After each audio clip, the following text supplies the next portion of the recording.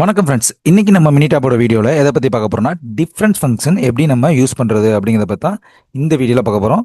சிம்பிளாக நான் உங்களுக்கு இதை எக்ஸ்பிளைன் பண்ண போகிறேன். டூ சாம்பிள்ஸோட டிஃப்ரென்ஸை செக் பண்ணுறதுக்காக இது நம்ம யூஸ் பண்ணுற டூலு. இது டைம் சீரீஸ்லையும் நம்ம ஆட்டோ கோல்ரேஷன்லையும் இது யூஸ் பண்ணுவோம். ஸோ வாங்க வீடியோக்குள்ளே போகலாம்.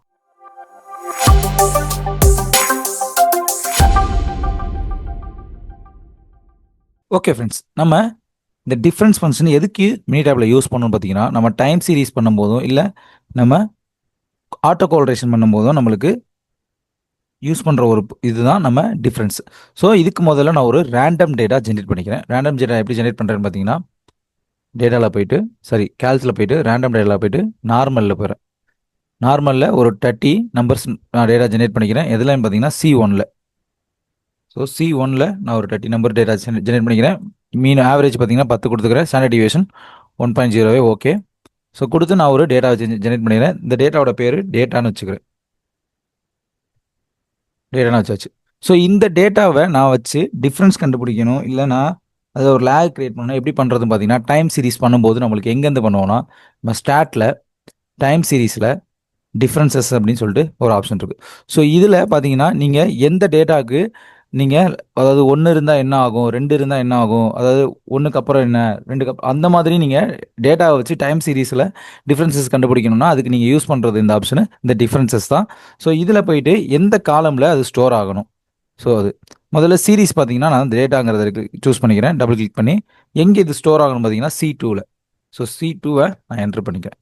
ஸோ என்ட்ரு பண்ணிவிட்டு லேக் எவ்வளோ இருக்கணும், அதுதான் 1 2 3 அப்படிங்கிறத இதில் இருக்கும். ஸோ நான் 1 லேக் கொடுத்து நான் ஜஸ்ட் கிளிக் ஆன் ஓகே கொடுக்குறேன்.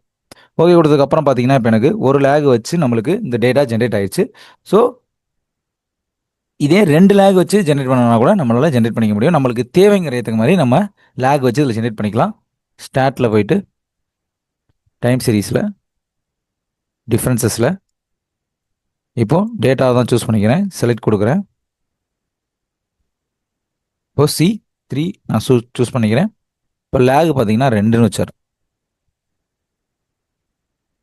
இப்போ எனக்கு 2 இது விட்டு டிஃப்ரென்ஸ் ஆகி நம்மளுக்கு லேக் கிரியேட் ஆகி அதுக்கப்புறம் வரும். ஸோ இதே இது நான் இந்த டேட்டாவை எடுத்து பண்ணால் கூட நம்மளுக்கு வரும். So just start time series differences.